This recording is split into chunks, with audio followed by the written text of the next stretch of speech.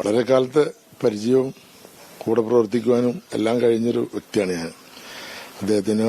അദ്ദേഹത്തിന്റെ മക്കളോടൊപ്പം അഭിനയിക്കാനുള്ള അവസരം എനിക്കുണ്ടായി. ആയുഷ്കാലം എന്നുള്ളൊരു സിനിമയിലാണെന്ന് എന്റെ ഓർമ്മ. ആദ്യമായിട്ട് ഞങ്ങൾ ഒരുമിച്ച് അഭിനയിക്കുന്നത്. അതിനുശേഷം ധാരാളം സിനിമകൾ, കിളിച്ചുണ്ടൻ മാമ്പഴം, അതുപോലെ വാരഫലം എന്ന് പറഞ്ഞൊരു സിനിമ, അതിലൊക്കെ നല്ല റോളുകളാണ് ചെയ്തിട്ടുള്ളത്.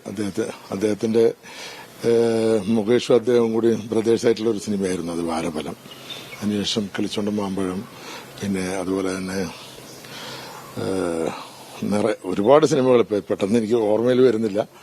ധാരാളം സിനിമകൾ അദ്ദേഹത്തിന്റെ കൂടെ അഭിനയിക്കാൻ കഴിഞ്ഞു.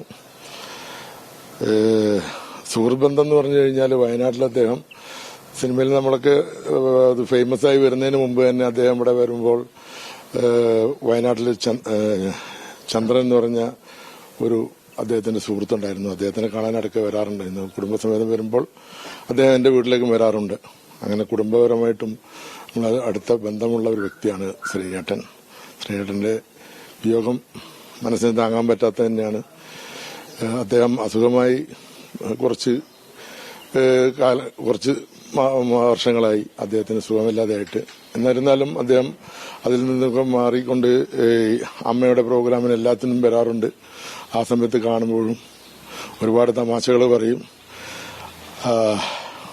ആ തമാശകളെല്ലാം ഇനിയിപ്പോൾ ഓർമ്മകളായി എന്നും അദ്ദേഹത്തിന്റെ ഓർമ്മയിൽ, നമ്മുടെ ഓർമ്മയിൽ അദ്ദേഹം ജീവിക്കും.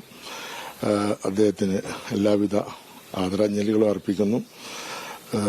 കൂടുതലായൊന്നും പറയാനില്ല. Thank you.